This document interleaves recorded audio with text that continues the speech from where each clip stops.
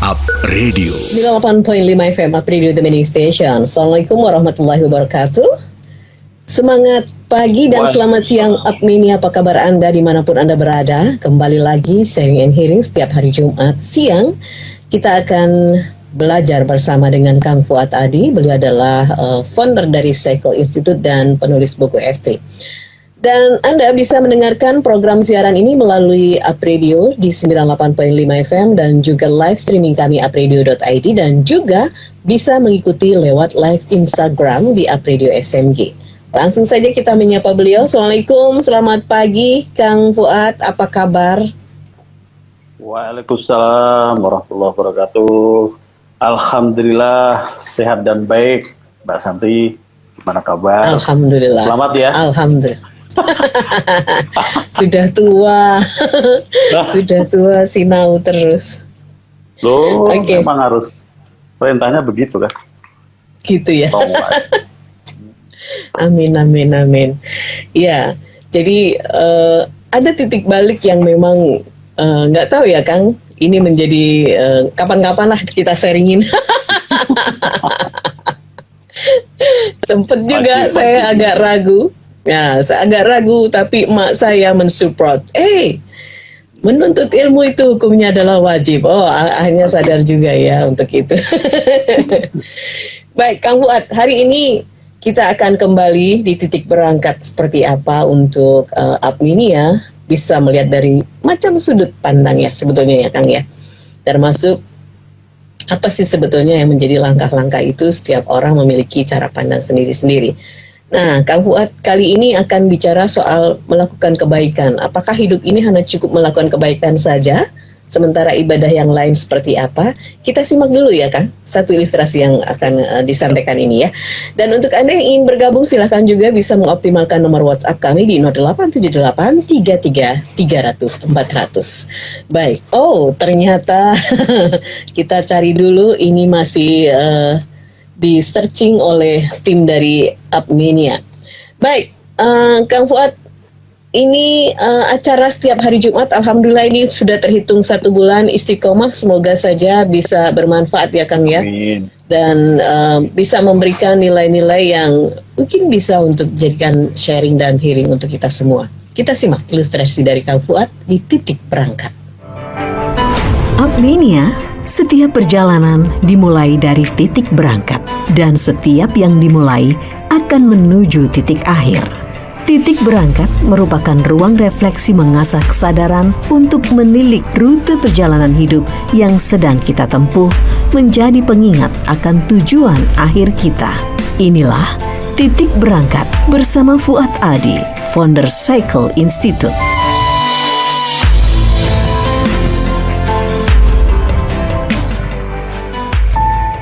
Seorang sahabat pernah bertanya kepada saya, kalau ada orang berpendapat bahwa hidup ini yang penting berbuat baik saja, tanpa perlu beribadah, apakah cukup? Kalau sehari-hari sebagai manusia orang sudah bisa berbuat baik, apakah masih membutuhkan iman? Sungguh ini pertanyaan yang tidak gampang bagi saya. Tetapi saya mencoba untuk menjawabnya demikian.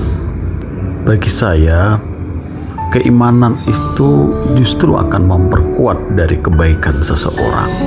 Dan ibadah bagi saya akan menyempurnakan dari kebaikan orang tersebut. Kebaikan yang didasari oleh keimanan, maka bisa mengantarkan kepada ketulusan dari perbuatan baik tersebut.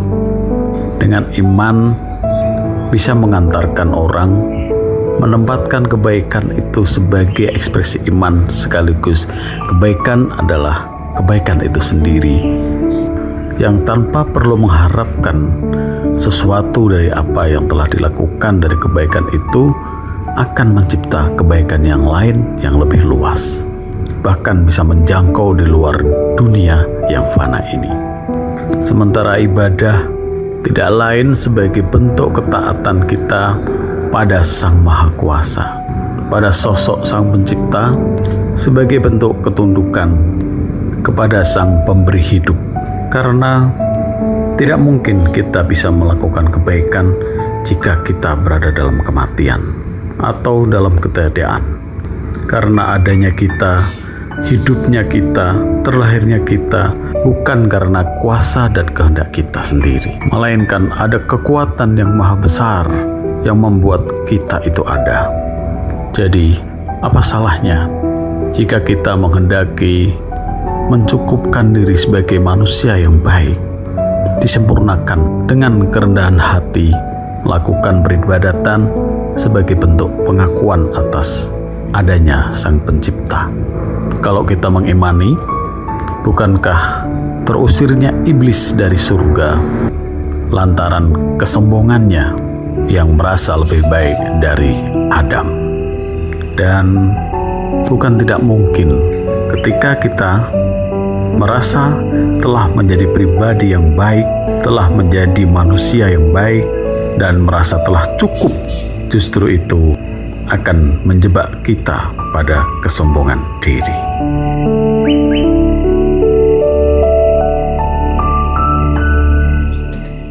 Ya, ada sedikit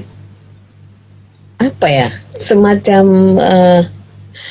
kulit ari gitu ya, Kang Fuad ya. Ketika kita merasa cukup, kemudian tadi ternyata ada barrier sebetulnya antara sombong dan cukup gitu ya.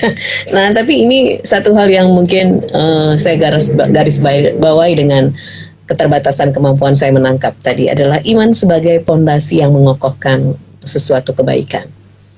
Seperti apa ini, Kang Fuad? Kalau kita sering mendengar ya, satu surat dari Al-Quran yang itu pendek tetapi dalam sekali, surat Al-Asr itu kan disebutkan wal asri demi masa, dal insana lafi khusr, bahwa sesungguhnya manusia itu dalam kerugian.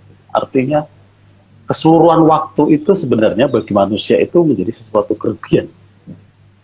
Hanya kecuali kan, suatu kerugian. Amanu wa amilus solihati, ya kan. Keseluruhan waktu itu kalau kita maknai dari situ bisa jadi keseluruhan waktu itu sebuah kerugian bagi manusia. Kecuali ilal ladzina amanu wa amilus solihat, artinya mereka yang beriman dan amal soleh. Nah, terlepas saya ini melihat sebagai makna universal ya.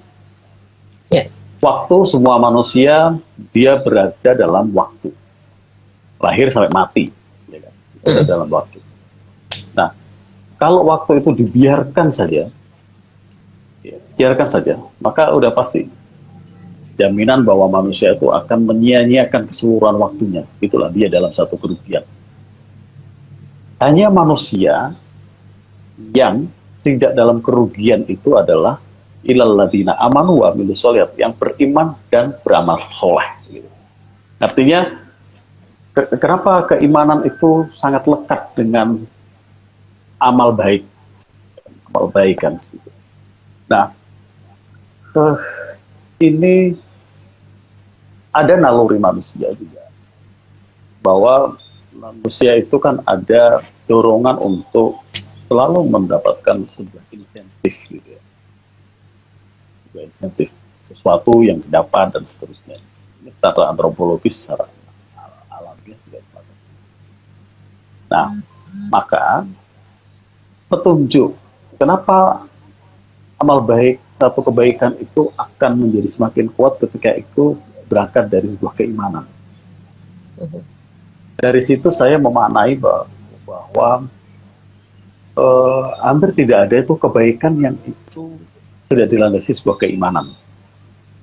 Karena pertanyaannya, kalau kita, Mbak Santi misalnya, tiba-tiba berbuat baik, itu yang mendasari apa? Gitu? Oh, ya kan? Orang berbuat baik itu sebetulnya apa yang mendasari dia? Kalau dia tidak percaya terhadap sesuatu yang akan ada sesuatu yang bermanfaat kayak, atau akan ada sesuatu yang dapat kayak, atau akan ada sesuatu yang memanggil dia untuk melakukan kebaikan, itu apa gitu. Mhm. Ya, kenapa iman itu menjadi penting? Karena manusia itu dasarnya punya dorongan untuk insentif, sehingga apa yang dia lakukan, harapannya kemudian ada sesuatu yang dia dapatkan. Ya. Ini manusiawi kan? Mhm. Saya memberi, saya mendapatkan. Gitu. Itu manusiawi. Ya. Berbeda ketika itu landasannya dengan iman. Ketika iman, maka dia akan meningkatkan kualitasnya. Yang dia harapkan lagi bukan lagi soal, ya sudah, kebaikan ini biarlah menjadi sebuah kebaikan. Aku tidak akan mengharapkan apa-apa lagi, atau aku tidak akan berharap untuk mendapatkan sesuatu dari kebaikan saya. Mungkin nggak? Tanpa iman, orang bisa mencapai pada titik itu.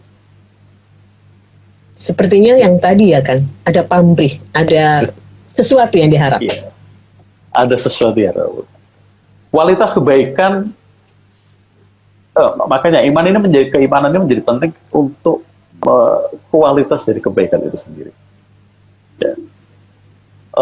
Ilustrasinya sederhana aja, misalnya kalau kita di jalan, kemudian melihat entah laki entah perempuan, misalnya laki-laki lewat di jalan, ada perempuan cantik jatuh naik motor, gitu.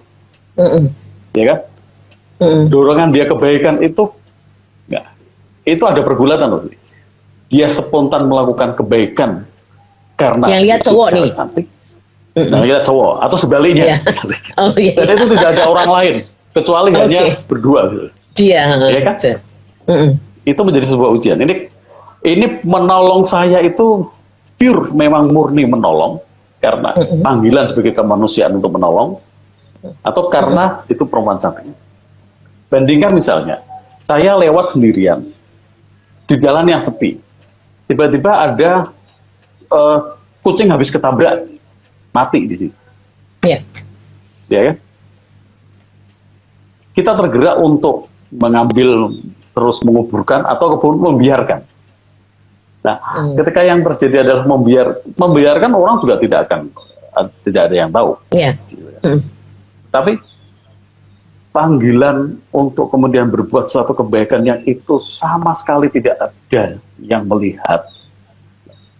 Titik bedanya kan jadi di situ. Karena naluri untuk pamrih, naluri untuk mendapatkan insentif itu kan manusiawi. Iya. Dan sah saja ketika berbuat baik, kemudian kita mengharapkan kebaikan lain. Itu sah. Kita ibadah aja ada harapan pahala kan gitu. Nah, tentu akan ada level-level yang berbeda. Makanya bagi saya keimanan ini menjadi penyempurna dari sebuah kebaikan yang kita lakukan. Ketika kemudian saya pernah bikin sebuah status bahwa udah tebar saja kebaikan tanpa pernah berpikir kapan akan menuai misalnya. Kalau pada titik ini bagi saya, kalau kita tidak mendasari sebuah keimanan, hampir mustahil untuk bisa dilakukan. Oke. Dan Baik. saya kira itu kenapa itu bergandengan. Jadi apa ya, kayak semacam ini ya Kang, koin yang sisi depan dan sisi belakang ini harus terus bersamaan ya. Kang, bicara soal kemanusiaan, ini sharing aja. Kebetulan kan di tempat kami ada 2 ibu-ibu yang hamil tua, jadi mau melahirkan gitu ya. Ya. Nah kebetulan yang satu, kami baru pulang kerja di posisi yang sudah malam ya, jam kurang lebih 7:30 lah, habis isya gitu. Dia mau berangkat untuk operasi ke rumah sakit. Karena kebetulan kami datang ya dan melihat yang tadinya mau naik motor, akhirnya kami antar. Kami mandi dulu dan sebagainya. Nah, ada sempat terbesit dalam benak saya karena ibu yang hamil satu lagi persis di depan saya yang belum melahirkan, tadi yang agak turun ke bawah gitu ya. Saya cuma berpikir gini, waduh, ini aku antar, aku jemput. Kalau yang depan tidak saya perlakukan sama, seperti apa nanti dia merasa ya, apalagi dia tetangga baru gitu ya. Ada semacam perang batin seperti itu. Akhirnya saya masih kerja, suami kerja, jadi tidak ada saya tidak ada mobil di rumah ya, anak saya juga masih keluar, jadi tidak bisa menghantar gitu. saya sudah pesankan ke anak-anak sih kalau tante ini mau ada kerasa gimana mau minta itu ditolong gitu ya. Kebetulan masih keluar semua. Apakah ini menjadi sebuah tanda alam bahwa memang kami tidak bisa melakukan kebaikan untuk tetangga depan atau seperti apa ya Kang? Sempat khawatir gitu ya. Ada kekhawatiran gitu. Tetangga baru depan rumah persis gitu ya. Kalau saya tidak bisa melakukan seperti yang di bawah, seperti apa nanti gitu. Nah, ini gimana nih Kang? Kadang-kadang itu ada ya. Ya. Perasaan mak-mak itu loh. Ya, dan di sini ini sebenarnya tadi kalau bahasanya itu ada semacam membran gitu yang sangat tipis gitu ya. Apakah kebaikan itu misalnya? Kebaikan itu kalau dalam kasus Mbak Santi misalnya, lebih karena sebuah kebaikan yang itu niscaya mesti dilakukan, atau lebih karena persoalan ketidakenakan. Kan gitu. Ketidakenakan itu artinya kan sebetulnya memenuhi diri kita sendiri bahwa ini kalau saya tidak melakukan nanti saya dikira masyarakat gimana, saya merasa tidak enak gitu misalnya. Nah, ya itu bukan sesuatu yang salah ya, tetapi artinya kebaikan yang direncanakan itu lebih untuk menuruti kebutuhan diri agar tidak dikatain orang bahwa kami itu tidak peduli. Mungkin kalau aku tidak melakukan nanti aku dianggap tidak peduli nih. Nah kan gitu. Kan sebetulnya dia sedang memenuhi dirinya sendiri gitu. Bukan melakukan kebaikan memang ya ini nih saya sebagai kalau Immanuel kan bilang itu imperatif kategoris gitu. Sebagai sesuatu yang memang semestinya dilakukan. Nah, memang kadang beda tipis-tipis di sini inilah yang apa ya gampangnya itu menguji kemurnian dari sebuah tindakan yang kita lakukan. Betul. Dan bersyukurnya kami pas kerja, jam kerja yang tidak ada di situ ya. Kalau yang di bawah kan kami pulang kerja. Mungkin karena kami tulus ya Kang. Nah, mudah. Jadi tadi tidak karena pengen dipuji atau karena nggak enak ya, tapi sempat terpikir sih. Nah, begitu saya pulang langsung ada yang bilang, oh tadi sudah mulai, oh iya kapan? Oh pas tante udah berangkat sama Om Heri gitu. Oh gitu ya, ya Allah apa perempuan sehat semua sehat ya. Nah normal ya. Jadi kalau yang satu kan memang sesar butuh harus ditato oleh teman-teman atau saudara-saudara tetangga gitu ya. Itu seperti itu sih. Baik Kang, ini sudah ada yang menyapa jenengan dari Anissa Hadi. Keren Pak Kaji. Wah, Anissa Hadil ya. Oke, salah satu penggemarnya Kang Fuad ini mesti ya. Teman SMA itu. Oh, teman SMA ya. Baik, Kang, ini ada sih beberapa teman-teman yang bilang bahwa melihat dia itu baik banget, tapi dari secara ibadah kasat mata ya, emang orang mau sholat harus lapor dulu kan enggak ya misalnya gitu ya. Nah dia sama semua teman baik, kemudian ya secara hubungan muamalah baik lah ya, dia sangat menjaga. Tapi secara ibadah dia masih dilihat kurang. Nah seperti apa Kang yang bisa dilakukan oleh sahabat-sahabatnya untuk membuat dia menjadi seseorang yang bisa menyempurnakan kebaikan itu? Kalau bagi saya urusan kemanusiaan yang itu kasat mata ya sudah, itu adalah ranah yang memang secara konkret bisa kita lihat, kita bisa mati, kita lihat saja itu sebagai sebuah kebaikan.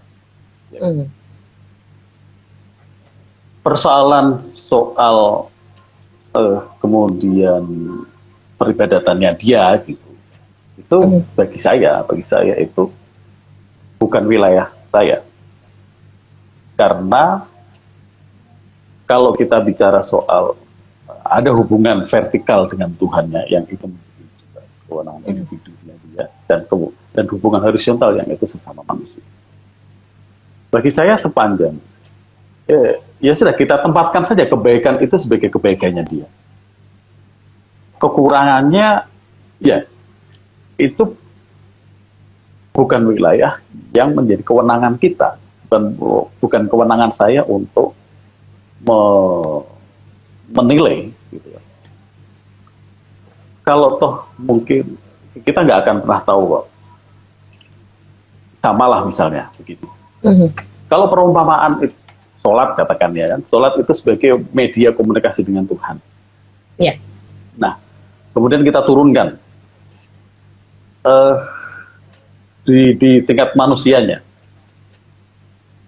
Kalau kita simpulkan bahwa semakin rajin orang sholat itu dia memiliki intensitas komunikasi dan hubungan dekat dengan Tuhan, ya secara kasat mata mungkin. Tetapi seberapa berkualitasnya siapa yang tahu? Yeah. Sama misalnya saya dengan Mbak Santi. Apakah ketika kemudian saya dengan Mbak Santi, itu tiap hari itu dia bisa berkomunikasi, apakah itu menjadi sebuah jaminan bahwa intensitas, ketulusan, dan kualitas relasi saya dengan Mbak Santi itu sebanding gitu? Kan gitu. Yeah. Ada kok yang tiap hari itu bisa ketemu, bisa komunikasi, dan seterusnya. Tetapi itu ya sebatas memenuhi standar formal, kepantasan, dan seterusnya. Tetapi ada, ya ini pengalaman di hidup keseharian kita juga. Ada yang mungkin saya jarang-jarang berkomunikasi dengan si A, si B, atau beberapa sahabat saya. Tetapi sekalinya bersapa, itu lekat gitu loh. Ada, mungkin Mbak saya itu juga punya pengalaman yang sama juga. Iya, Kan gitu. betul. Artinya, dari sisi yang terlihat, ya sudah, kita tempatkan itu memang ya yang kita lihat di situ, tapi seberapa realnya itu menjadi pengalaman masing-masing pribadi. Gitu. Dan soal keimanan, soal ketakwaan, karena itu menjadi ranah relasi manusia dengan Tuhannya, maka yang punya hak untuk menilai ya Tuhan itu sendiri, atau diri manusia itu sendiri kan gitu. Ya. Tidak sedikit juga kan orang yang ini yang seringkali menjadi melenakan kita.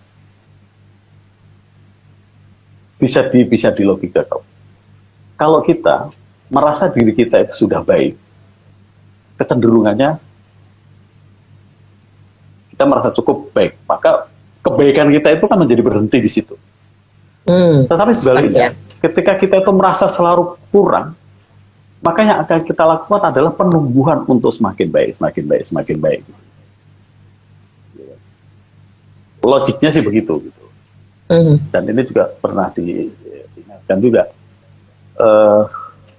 istilahnya itu, merasalah kurang ketika berbuat baik. Tapi ketika kita melakukan kesalahan, merasalah bahwa kita itu banyak kekurangan. Iya. Dan, baik. Gitulah kira-kira. Ya. Ada Mbak Gati nih yang sudah menyapa. Apa kabar? Lama juga ya nggak ketemu aku. Iya. Halo Mbak Santi, sehat selalu Mbak Gati ya. Salam kangen selalu untuk teman-teman Estri. Kang Fuad, kita langsung ke WhatsApp yang sudah masuk ya. Kita akan membacakan dulu dari 081226 sekian. Dari Erik. Selamat siang Mbak Santi dan juga Pak Fuad. Bicara soal kebaikan, untuk ikhlas itu seperti apa ya Pak? Apakah langsung atau ada prosesnya? Kemudian kalau bicara soal ibadah teman dan yang lainnya itu adalah urusan yang di atas. Muamalah. Terima kasih silakan.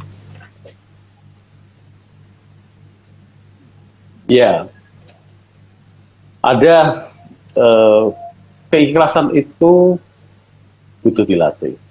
Bahkan bisa didapat dengan bisa dimulai dari sebuah kepura-puraan.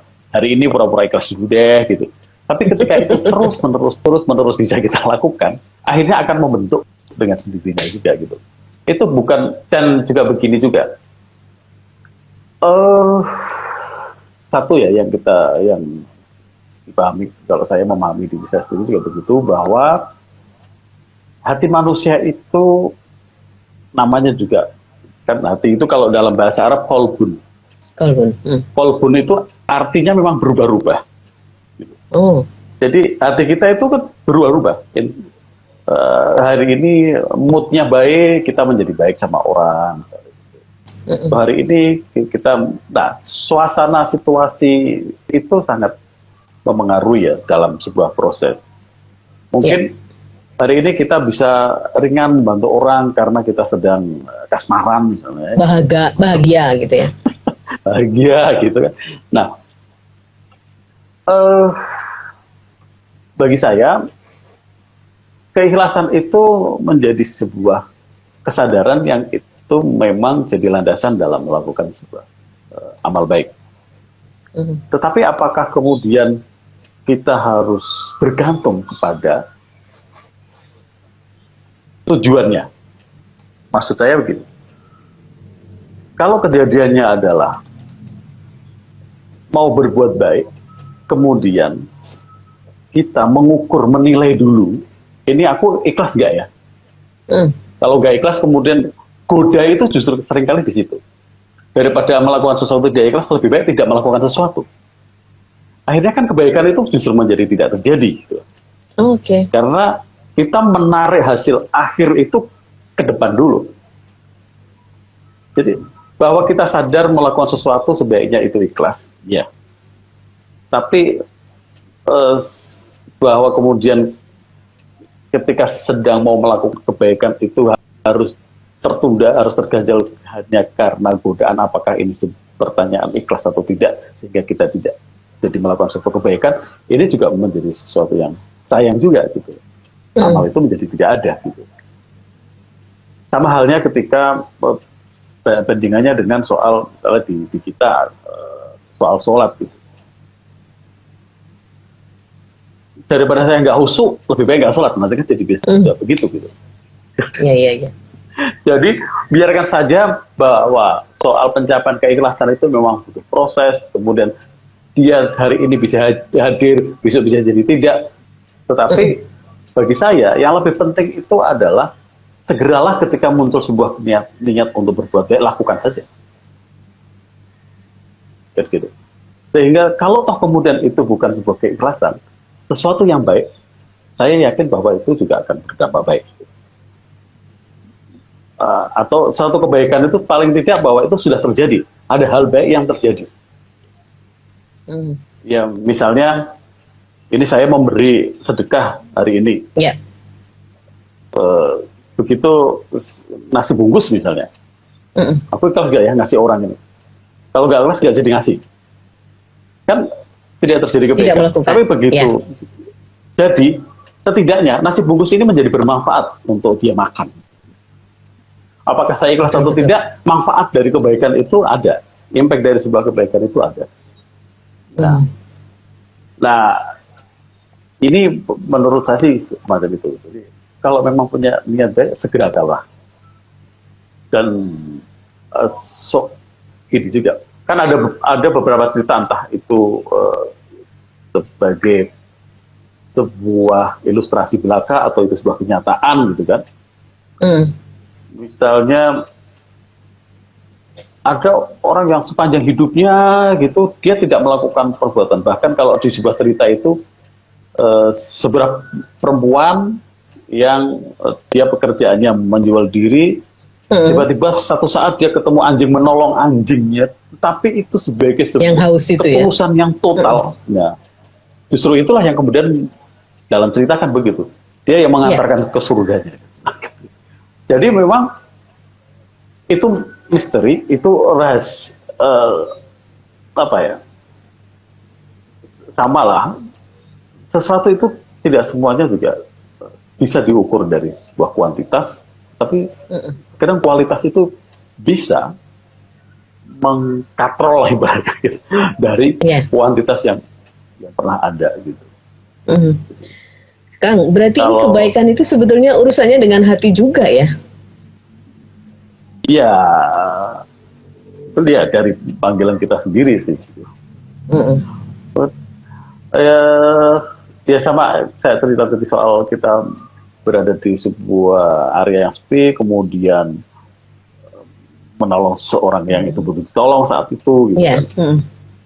Nah, itu kita juga berada dalam sebuah pilihan. Kita nggak nolong juga nggak apa-apa, gitu. Nggak ada yang tahu ya? Mhm, betul. Nggak ada yang tahu. Heeh. Nah, memang kembalinya ke diri kita. Oke.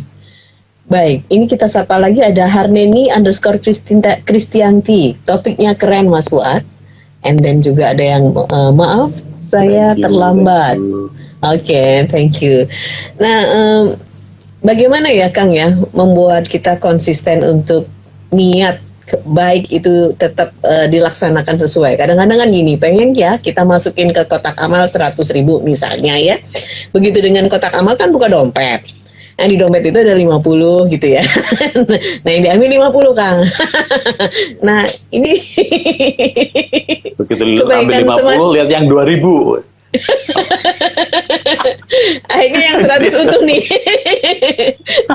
Gimana nih Kang nih membuat kita ya kan ada ya yang kalau sedekah ini nanti gitu kan, tetapi kadang-kadang itulah yang terjadi.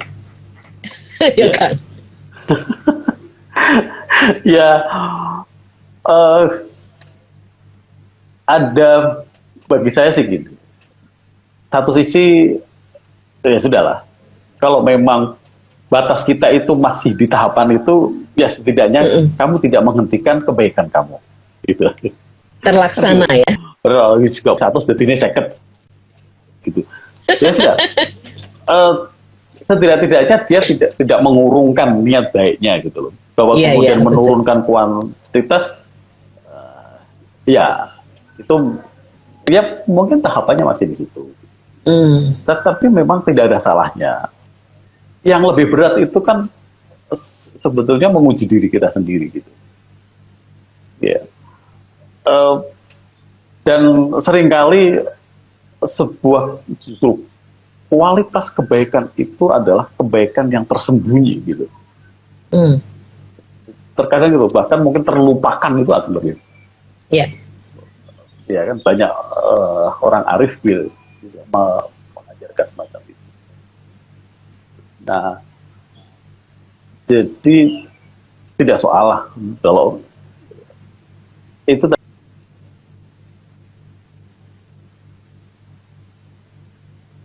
Oke.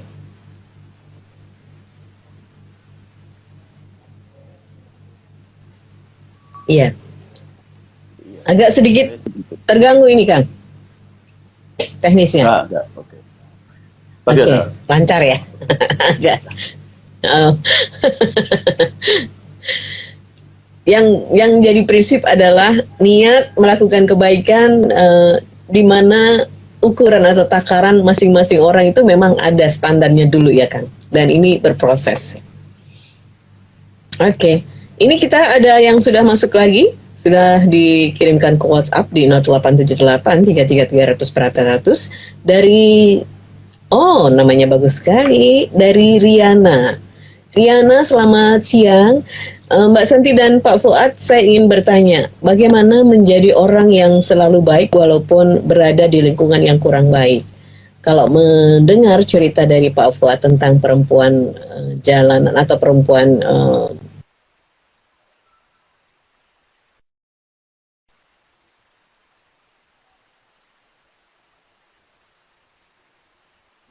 atau tidak, kadang-kadang kita masih suka melihat itu. Baik, terima kasih untuk sharingnya dan mohon pencerahannya. Riani, thank you ya. Silakan Kang. Ya, ini tadi agak terputus tapi nggak apa-apa lah. Coba saya menangkap ya. Saya menangkap. Jadi, bagaimana sih kita bisa menjaga kebaikan di lingkungan mungkin itu tidak baik? Gitu ya. Nah, simpelnya sebetulnya gitu banyak. Seringkali kita diperumpamakan gitu kan. Ada sebuah umpama berlian kalaupun dia berada di sebuah lumur tetap akan menjadi sebuah brilian. Ya, brilian. Hmm. Nah, artinya ini butuh sebuah proses pertumbuhan diri, proses pertumbuhan diri yang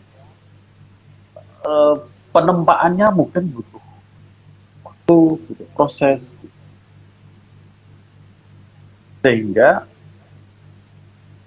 kita menjadi gini, kalau situasi eksternal tidak sepenuhnya bahwa kita bisa mengontrol, tetapi setidaknya kalau terhadap situasi internal kita lebih punya kendali gitu. Nah, kenapa tidak mengacu ke situ saja? Ya. Dan seringkali juga begini. Ini misalnya pengalaman saya, memang pernah atau ada dalam situasi tertentu itu, ketika saya kok merasa sendirian melakukan sesuatu, sementara nanti gimana yang lain, Nah,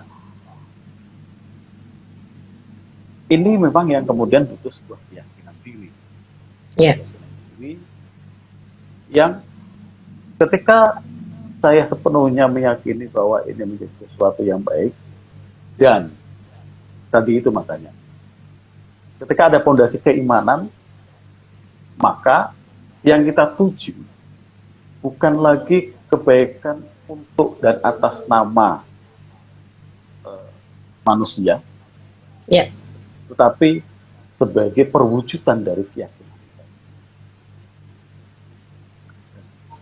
Misalnya saya inilah Jumatan begini, tiba-tiba saya berada dalam sebuah komunitas, tahu bahwa itu sama-sama Muslim, tapi tidak semuanya Jumatan, atau kok tiba-tiba hanya saya yang Jumatan.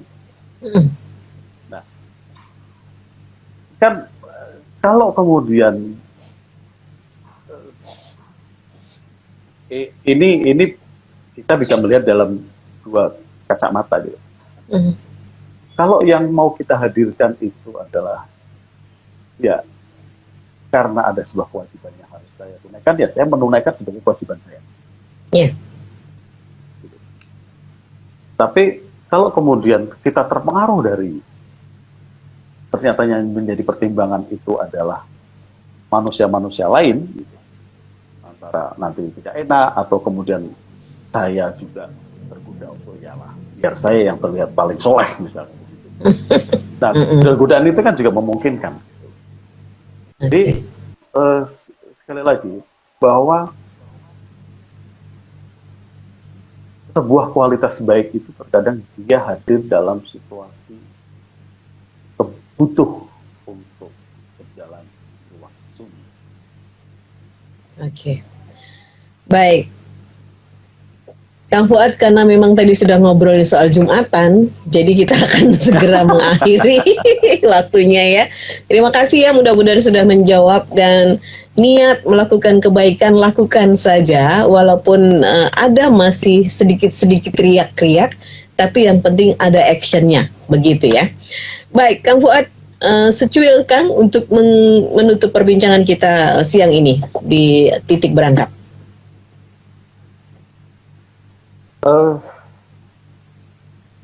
Sebuah kebaikan pada dasarnya tempatkanlah bahwa itu kebaikan itu,